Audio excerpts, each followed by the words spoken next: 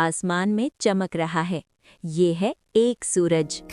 दो खरगोश सब्ज खेत में खेल रहे हैं। ये हैं दो खरगोश। 3 सुर्ख सेब दरख्त से लटक रहे हैं।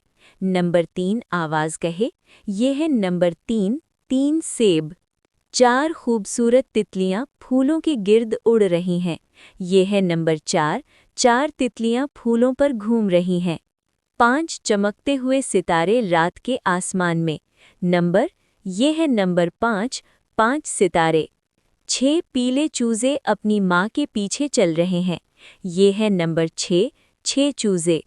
7 रंग-बिरंगी मछलियाँ नीले पानी में तैर रही हैं।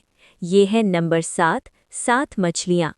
8 गोल-मटोल गुब्बारे हवा में उड़ रहे हैं।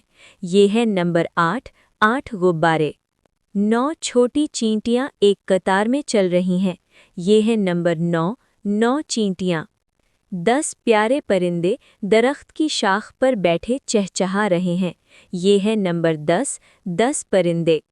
वीडियो के इख्तिताम के लिए आपका जुमला बहुत ज़बरदस्त है। मज़ीद अच्छी